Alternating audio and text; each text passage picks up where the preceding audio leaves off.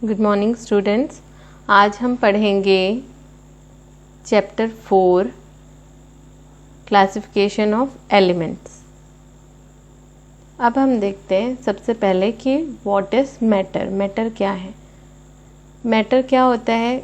कोई भी ऐसा सब्सटेंस जिसका एक मास होता है, जिसका वॉल्यूम होता है और वो एक एरिया घेरता है, उसे कहीं रखते हैं। तो matter is any substance that has mass and takes up space by having volume।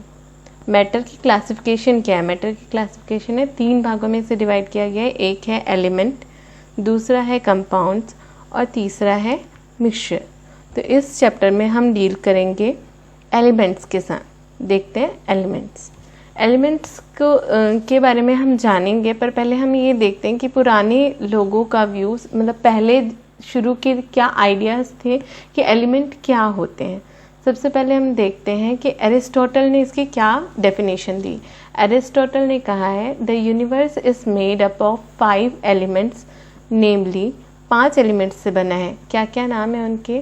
Fire, water, air, earth and ether. ठीक है, अब हम देखते हैं कि ये एरिस्टोटल ने जो एलिमेंट का जो डेफिनेशन दिया है, क्या वो आगे बढ़ा है? जो आज हम पढ़ते हैं क्या वो सेम है?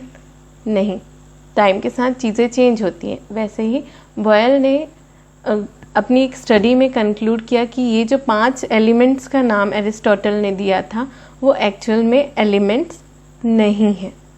बॉयल का ये डिस्कवरी था। फिर आगे चलकर डेफिनेशन दिया लेवोसियर ने। उनकी डेफिनेशन क्या है? He defined an element as an substance, ऐसे substance that could not be decomposed और broken down into simpler substances. यानी ऐसे सब्सटेंसेस जिनको आप और छोटे छोटे भागों में डिवाइड नहीं कर सकते। जैसे कि हम एक एग्जांपल लेते हैं, वाटर का फॉर्मूला क्या होता है? H2O। जब हम वाटर को हम सिंप्लीफाई करते हैं तो वो 2 भागों में डिवाइड होता है, एक होता है हाइड्रोजन और एक होता है ऑक्सीजन। तो वो जब 2 भागों में डिकम्पोज हो जा रहा है, ब्रोकन हो जा रहा है, मतलब तोड़ दिया जा रहा है, तो क्या वो एलिमेंट है? नहीं, वो एलिमेंट नहीं है। ऐसे सब्सटेंसेस जिनको 2 भागों में तोड़ा नहीं जा सकता या डिकम्पोज नहीं किया जा सकता है, वो सब्सटेंसेस को हम एलिमेंट्स कहते हैं। जैसे कि आयोडीन, सोडियम, पोटेशियम, आयरन, ये सारी चीज़ें क्या है? ये सब एलिमेंट्स हैं। फिर बता रहे हैं कि उस समय में इन्होंने लेवोसियर ने एक लिस्ट बनाई थी एलिमेंट्स की। उस समय केवल 33 एलिमेंट्स पाए जाते थे, बट तो उन्होंने 33 एलिमेंट्स को ही स्टडी किया था। बट आज के डेट में 118 एलिमेंट्स हमें ज्ञात हैं। हमें पता है कि 118 एलिमेंट्स को हम जानते हैं। अब देखते हैं जो 118 हम एलिमेंट्स जानते हैं उनमें से नेचुरली ऑकरिंग जो एलिमेंट्स होते हैं, जो प्राकृतिक रूप में पाए जाते हैं, वो होते हैं 92 एलिमेंट्स। मेटल्स, उसमें से 70 मेटल्स हैं और 20 नॉन मेटल्स हैं। इसके अलावा भी कुछ ऐसे एलिमेंट्स हैं जो कि मेटल और नॉन मेटल दोनों के ही कैरेक्टरिस्टिक्स को शो करते हैं। Certain elements possess characteristics of both metals as well as non metals, और उन्हें क्या कहा जाता है?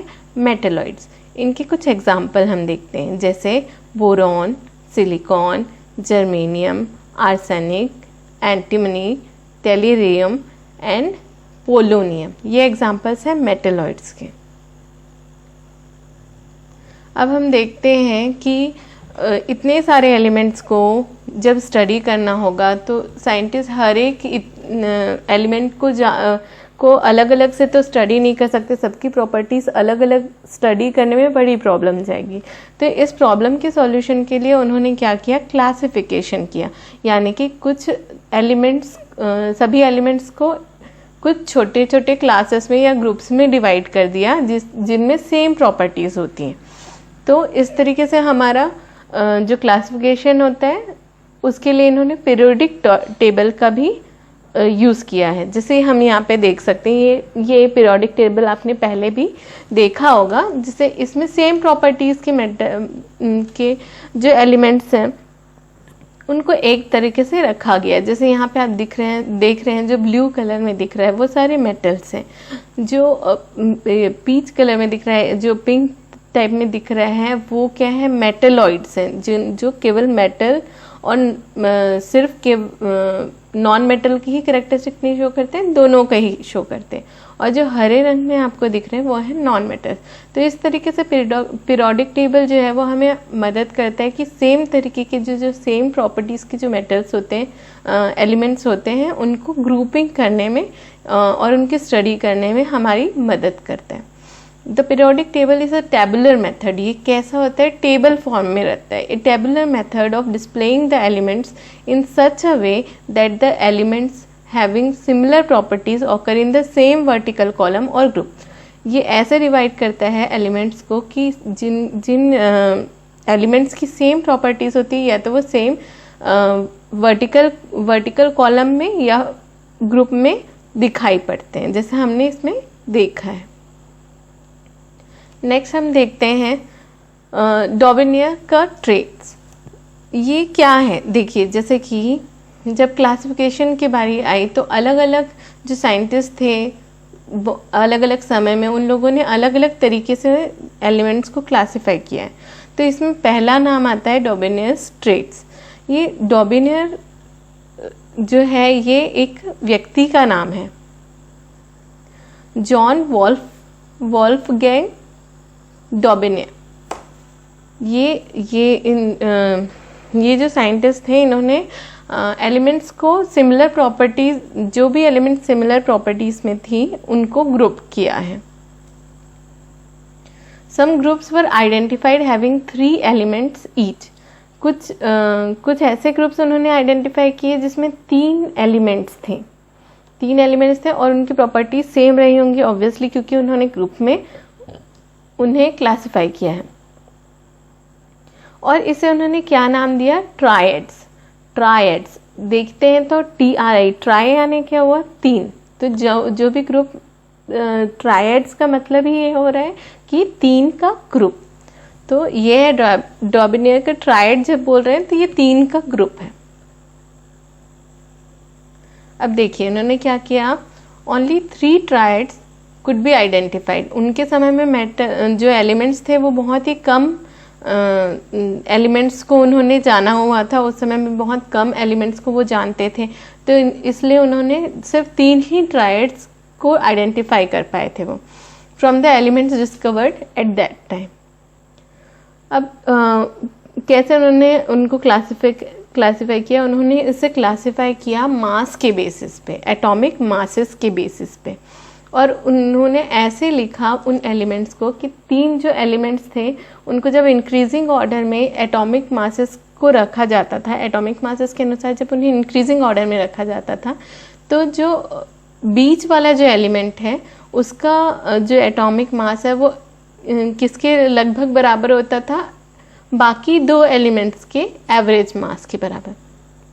On writing the 3 elements of the triad in the order of increasing atomic masses, it was found that the atomic masses of the middle element was approximately the average of the atomic masses of the other 2 elements। जैसा हम यहाँ पे देख रहे हैं उन्होंने जो triad बनाए थे, तो ये जो ट्रायड उन्होंने बनाए थे, जैसे 3 उन्होंने ट्रायड बनाए थे। तो पहला ट्रायड ये है जो आप वर्टिकल कॉलम देख रहे हैं, लिथियम, सोडियम एंड पोटेशियम। दूसरा है कैल्शियम, स्ट्रोंशियम और बेरियम। तीसरा है क्लोरीन, ब्रोमीन और आयोडीन। इसका ये मतलब है कि ये जो पहला ग्रुप है इनमें सारे जो एलिमेंट्स हैं उनकी सेम प्रॉपर्टीज़ होती हैं, सेकंड की सेम प्रॉपर्टीज़ होती हैं, थर्ड में जितने हैं उनकी सेम प्रॉपर्टीज़ होती हैं। जैसे कि पहला जो है जिसमें लिथियम, सोडियम और पोटेशियम है, इन्हें एल्कली मेटल्स कहा जाता है, ठीक है। और जो सेकंड है जिसमें है कैल्शियम, स्ट्रोंशियम और बेरियम, ये क्या कहलाते हैं, एल्कलाइन अर्थ मेटल्स कहलाते हैं। वैसे ही जो थर्ड है क्लोरीन, ब्रोमीन, आयोडीन, ये सभी को पता है आप लोगों को कि क्या कहलाते हैं, ये हैलोजेंस कहलाते हैं। ठीक है, तो इस तरीके से उन्होंने 3 ट्राइड्स को आइडेंटिफाई किया था। अब देखते हैं कि कैसे, जो हमने अभी पढ़ा कि एटॉमिक मासेस के बेस में जो उन्होंने ग्रुपिंग की वो कैसे किया।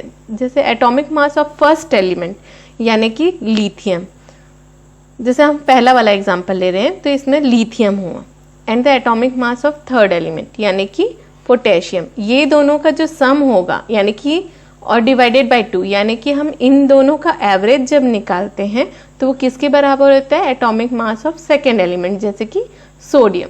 हम इसको करके देखते हैं एक बार। पहले हम ले रहे हैं लिथियम जिसका एटॉमिक मास है 7, और फिर सोडियम है उसका एटॉमिक मास है 23, और है पोटेशियम जिसका एटॉमिक मास है 39।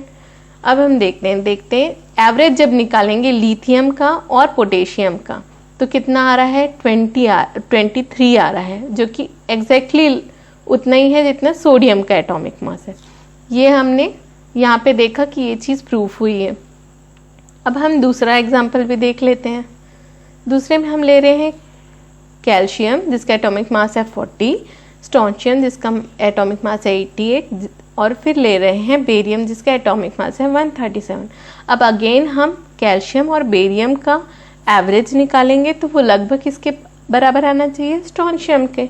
अब देख लेते हैं, जैसे हम एवरेज निकालते हैं तो इसका एवरेज आ रहा है 88.5, जो लगभग आसपास किसके, स्ट्रोंशियम के एटॉमिक मास के बारे में के बराबर लगभग। अगेन हम देखते हैं जो थर्ड है वो है क्लोरीन, ब्रोमीन और आयोडीन। क्लोरीन का एटॉमिक मास 35.5, ब्रोमीन का 80 और आयोडीन का 127। अगेन हम किसका एवरेज निकालेंगे, क्लोरीन और आयोडीन का, और वो किसके बराबर होना चाहिए, ब्रोमीन के। चलिए देखते हैं, तो हम जब एवरेज निकालते हैं तो इसका आता है 81.25, ये लगभग किसके बराबर है, ब्रोमीन के एटॉमिक मास के बराबर। तो इस तरीके से इन्होंने ये क्लासिफिकेशन किया था। Thank you.